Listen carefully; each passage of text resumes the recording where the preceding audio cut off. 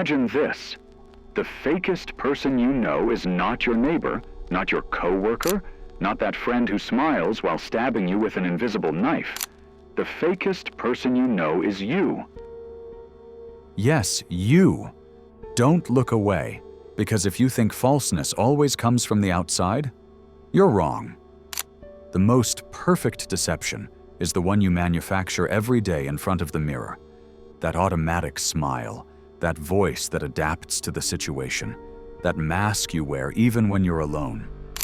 Do you want to know the most terrifying part? You no longer control that mask. It controls you. And here begins the dark part. Everything you hate in others is an echo of what you deny in yourself. Arrogance bothers you because you hide your own need for power. Coldness irritates you because you repress your desire to be ruthless. Lies outrage you because you also lie, even if you disguise it as diplomacy or prudence. What you call intuition for spotting imposters is actually your shadow projecting onto the world. And what you don't accept about yourself will keep appearing with other faces, again and again, until you decide to face it. Think about this. When you call someone fake, you're really confessing there's a part of yourself you can't stand. And as long as you keep running from that truth, you'll remain an easy target. Because fakes can smell your weakness. They perceive the fracture between who you are and who you pretend to be. And that's where they stick the knife. Jung knew it. The enemy is not outside. The enemy lives in the basement of your unconscious. It's called the shadow. And even if you pretend it doesn't exist, it pulls your strings. It makes you smile when you want to scream. It makes you keep silent when you should speak. It makes you please when you want to rebel. And the more you repress it, the more power you give it. Do you want me to make it clearer? You are your own traitor. The disturbing thing is that the shadow is not eliminated, it is integrated. And until you do that, you'll keep confusing other people's masks with absolute truths. You'll keep falling into the same trap, believing you can read others when in reality you can't even read yourself. Listen carefully. Fake people are a mirror. They show you what you don't want to accept. And you, instead of learning, prefer to point fingers.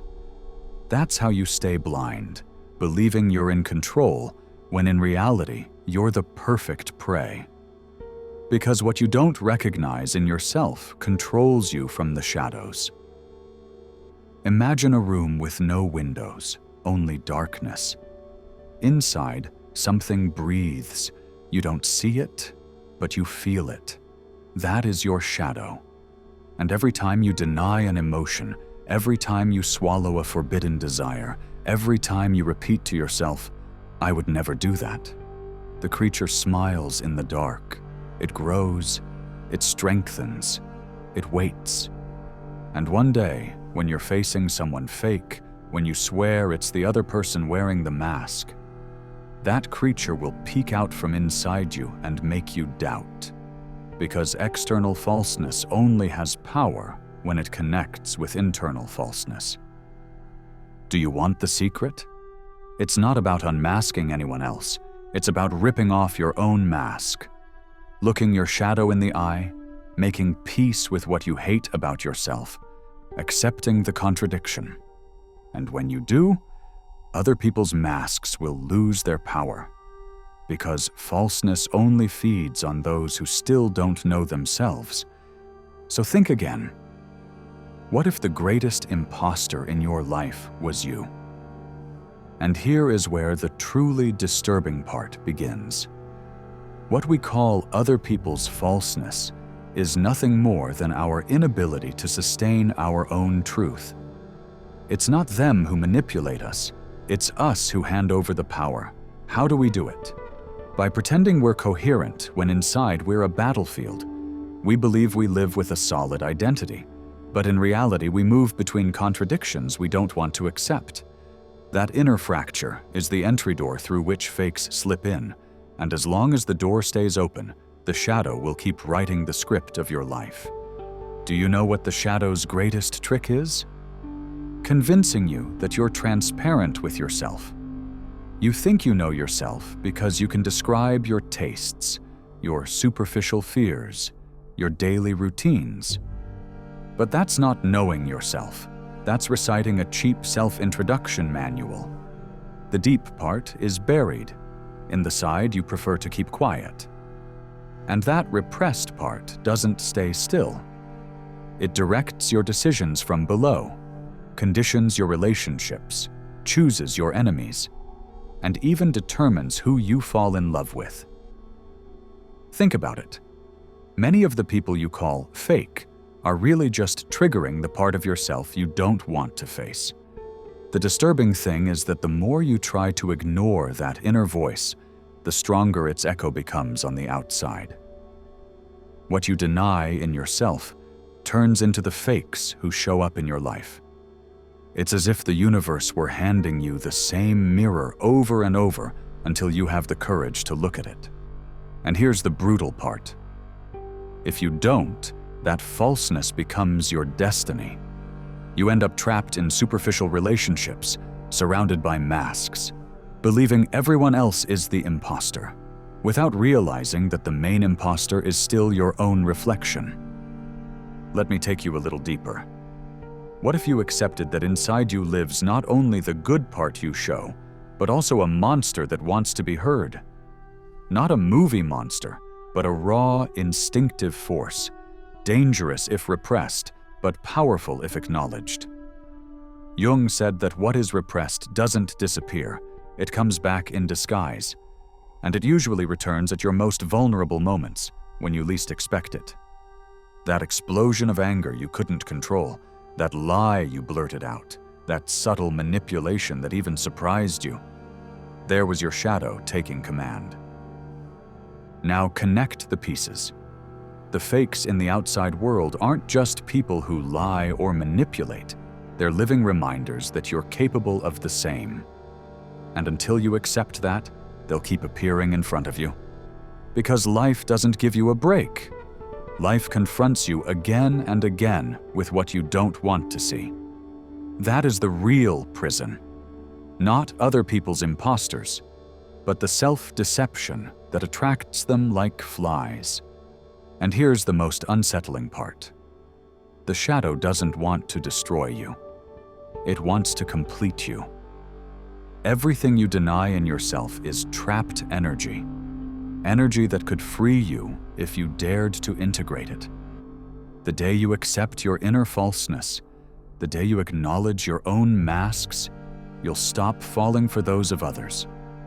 That will be the moment you look someone in the eye and feel the naked truth, with no need for proofs or empty intuitions, because falseness will no longer have anywhere to latch onto in you. So stop obsessing over spotting fakes out there. The real challenge is holding the gaze of the imposter inside you. And only when you recognize it can you walk among the masks of the world without fear, because there will be no mask that deceives you more than your own. And that one, at last, you will have torn away. And here's where the story twists even further. Because when we talk about the shadow, we're not only talking about recognizing dark emotions or forbidden thoughts, we're talking about an entire system that directs your life from the darkness. The shadow is not just rage, lies, or repressed desire. It's also all the potential you've mutilated for fear of not being accepted. Every time you gave in, every time you kept quiet, every time you pretended to be the good one so as not to upset anyone, you were burying pieces of your true power in that inner cave. And what is buried alive doesn't die. It waits. It waits to come out in the form of symptoms, in the form of anxiety, in the form of attraction to people who seem to play with you. What you call bad luck with people is nothing more than your shadow looking for you in others. See it this way. Fake people function as uncomfortable messengers. They don't show up by chance. They appear to remind you of what you hide. And the more you refuse to hear the message, the louder the messengers become. That's why the same patterns of toxic relationships repeat. That's why you feel like you keep running into the same kinds of individuals.